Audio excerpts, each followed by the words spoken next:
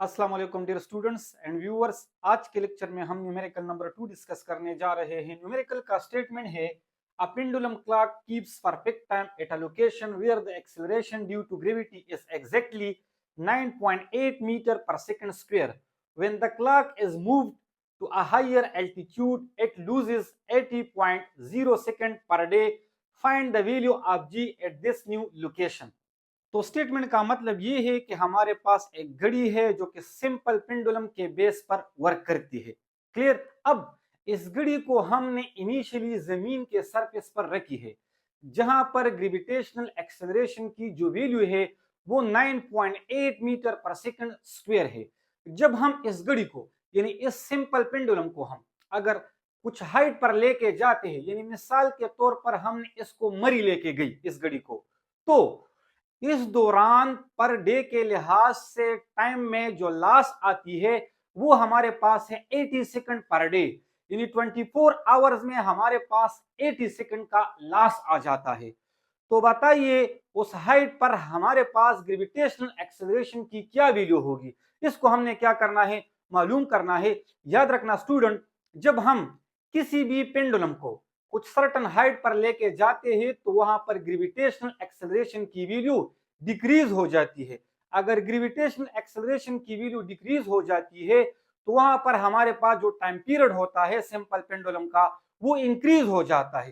तो उस हाइट पर जहां पर ग्रेविटेशनल एक्सेलरेशन की वैल्यू डिक्रीज हो चुकी है उसको हमने क्या करना है, मालूम करना है।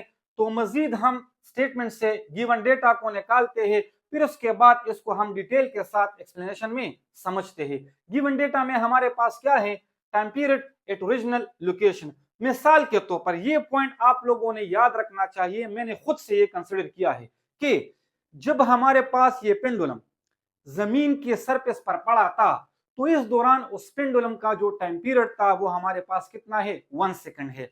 आप इसको 2 सेकंड भी ले सकते हो, आप इसको 3 सेकंड भी ले सकते हो, लेकिन इनिशियली अपने चॉइस के मुताबिक आप लोगों ने उस सिंपल पेंडुलम के लिए टाइम पीरियड का जो टाइमिंग है वो आप लोगों ने खुद से क्या करना होगा, कंसिडर करना होगा। तो मैंने भी यहाँ पर जो इनिशियली जब हमारे पास ग्रेविटेशनल एक्सेलरेशन की value 9.8 metre per second square थी, तो मैंने इस दौरान उस सिंपल पेंडुलम का जो टाइम पीरियड है उसको मैंने अपने लिए 1 सेकंड कंसिडर कर दिया।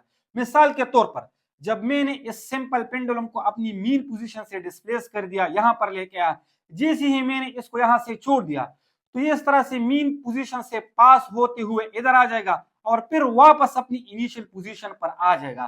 तो इस दौरान जो टाइम गुजर चुका है इसी टाइम को मैंने टाइम पीरियड कहा और इसको मैंने अपने लिए कंसिडर कर दिया है 1 second. Acceleration due to gravity जिसको हम जी से रिप्रेजेंट करते हैं, तो स्टेटमेंट में वाज़ेह तौर पे ये बताया गया है कि जो एक्सेलरेशन ड्यू टू ग्रेविटी है वो हमारे पास कितनी है, 9.8 metre per second square. Last in time per day, यानी डे के लिहाज से यानी 24 आवर्स में हमारे पास टाइम में जो लॉस आता है वो हमारे पास कितना है, 80 सेकंड। अगर हम डे को देखें तो डे में हमारे पास 24 आवर्स होते हैं। अगर 80 सेकंड को हम 24 आवर्स पर डिवाइड करेंगे तो इसका मतलब ये हुआ कि एक घंटे में हमारे पास टाइम में जो लॉस आ चुका है वो कितना है, 3.33 सेकंड। यानी 24 आवर्स में हमारे पास 80 सेकंड का लॉस आता है।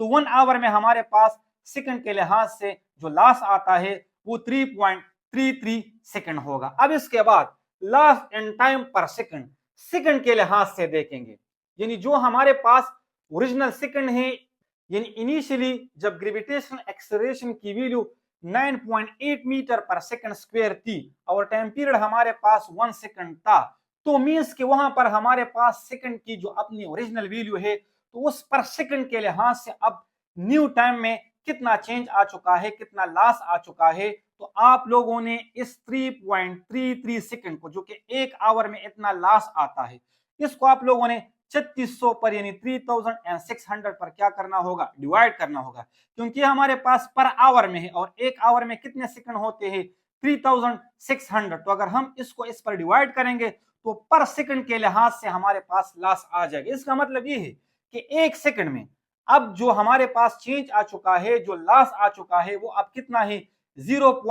0.00916 सेकेंड। अब इसके बाद मजीद अगर हम देखें तो न्यू टाइम पीरियड हमारे पास क्या बन जाएगा, जिसको हम टी डैश से रिप्रेजेंट करते हैं।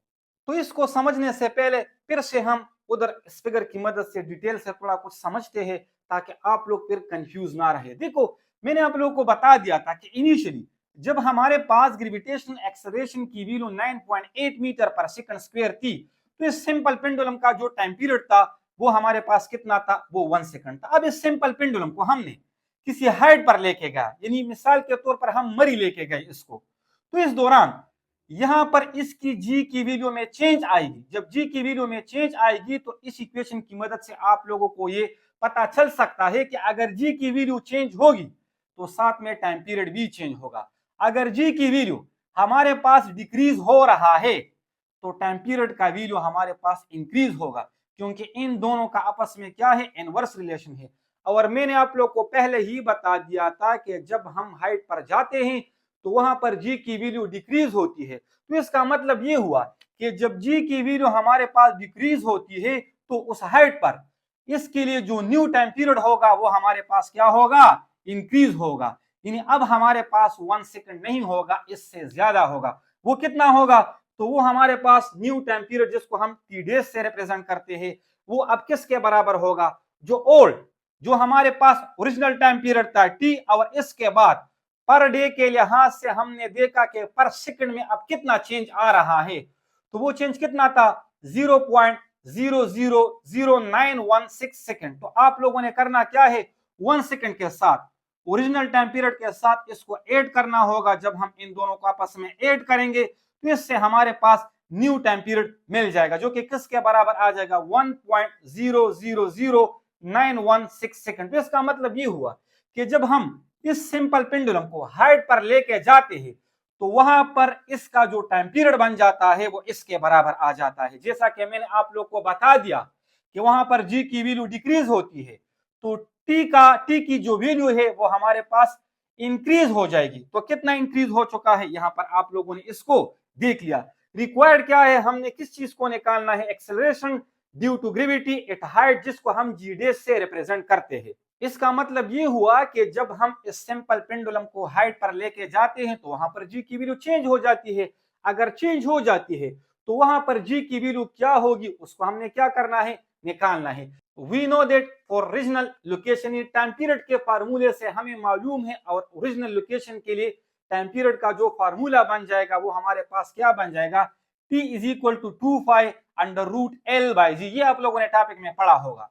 तो इनिशियली ओरिजिनल लोकेशन पर जो टाइम पीरियड था उसको हमने टी से रिप्रेजेंट किया है। वो सिंपल पेंडुलम का ये जो लेंथ है वो हमारे पास कितना है, एल है। और इनिशियली हमारे पास जो ग्रेविटेशनल एक्सेलरेशन की वैल्यू है वो हमने किस से रिप्रेजेंट किया है, जी से रिप्रेजेंट किया है, जिसको हमने इक्वेशन 1 कहा। आल्सो फॉर हाइट, यानी इसको हम जब हाइट पर लेके जाते हैं तो वहां पर टाइम पीरियड के लिए फार्मूला क्या बन जाएगा, टी डेश, क्योंकि वहां पर न्यू टाइम पीरियड बन जाएगा।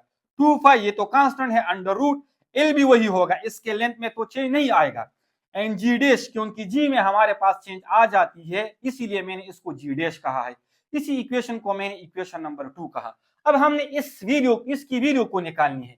क्लियर, तो इन दोनों इक्वेशन को आप लोग डिवाइड करें, इक्वेशन 1 को आप लोग इक्वेशन 2 पर डिवाइड करें। तो मैंने इसी इक्वेशन 1 को इक्वेशन 2 पर क्या कर दिया है, डिवाइड कर दिया है। तो अगर हम यहां पर देखें 2 पाई के साथ कैंसिल हो जाएगा, अंडर रूट एल के साथ कैंसिल हो जाएगा। तो यहां पर हमारे पास क्या रह जाएगा, under root g and under root g, यानी दोनों पर हमारे पास अंडर रूट है। तो अब आप लोगों ने इस चीज का थोड़ा ख्याल रखना होगा, क्योंकि ये डिवीजन में है तो ये नीचे आ जाएगा, और ये भी हमारे पास डिवीजन में है तो ये ऊपर चला जाएगा। दोनों पर स्क्वायर रूट अंडर रूट है तो एज अ होल हम दोनों पर ले सकते हैं। तो T divided by t dash अपनी जगह पर आ चुका है, लेकिन इसको थोड़ा कुछ रेरेंज करके, दोनों पर अंडर रूट है तो दोनों पर मैंने लिख लिया है, यू पर चला जाएगा जी डैश, और जी हमारे पास नीचे आ जाएगा। हमने जी डैश की वैल्यू निकालनी है तो किसी न किसी तरीके से हमने इस अंडर रूट को खत्म करना है। इसके लिए तरीका क्या है, taking square on both side, यानी हम दोनों साइड पर स्क्वायर लेंगे। अगर इस साइड हम स्क्वायर लेंगे तो वो स्क्वायर रूट के साथ कैंसिल हो जाएगा, यानी जी डैश डिवाइडेड बाई जी रह जाएगा। और अगर इस साइड हम स्क्वायर लेंगे तो टी पर भी स्क्वायर आ जाएगा और टी डैश पर भी हमारे पास स्क्वायर आ जाएगा। मजीद हम इसको रीअरेंज करेंगे क्योंकि हमने जी डैश की वैल्यू निकालनी है, तो ये क्रॉस प्रोडक्ट करके इधर आ जाएगा। तो जी डैश किसके बराबर, g multiply t square divided by t dash का स्क्वायर। अब इसके बाद आप लोगों ने करना क्या है, इसमें से आप लोगों ने वैल्यू पुट करनी है। तो जी की वैल्यू हमारे पास कितनी है 9.8, जो हमारे पास ओरिजिनल टाइम पीरियड के लिए हमारे पास जो वैल्यू थी वो क्या थी, वो 1 थी, और साथ में उसका स्क्वायर लेके जो न्यू टाइम पीरियड की वैल्यू थी हमारे पास, वो हमारे पास क्या थी 1.000916 और साथ में इसका स्क्वायर लेके जब हम इसको सॉल्व करेंगे तो हमारे पास जी डैश यानी न्यू ग्रेविटेशनल एक्सेलरेशन की जो वैल्यू आ जाएगी वो किसके बराबर आ जाएगी 9.78 मीटर पर सेकंड स्क्वायर। तो ये अब हमारे पास उस हाइट पर ग्रेविटेशनल एक्सेलरेशन की वैल्यू है। अगर इसको हम कंपेयर करें इसके साथ तो आप लोगों ने देखा कि यहाँ पर 9.78 है और वहां पर 9.8 है, यानी इसकी वैल्यू थोड़ी कुछ कम हो चुकी है हाइट पर, जिसकी वजह से हमारे पास टाइम पीरियड की जो वैल्यू है वो इंक्रीज हो चुकी है। उम्मीद करता हूं कि आप इस न्यूमेरिकल को समझ चुके होंगे। एक दफा अगर आप इसको समझ जाओगे डिटेल के साथ तो फिर सॉल्व करने में इंतहाई आसान होता है और आप लोगों से ये टाइम भी कम ले सकता है।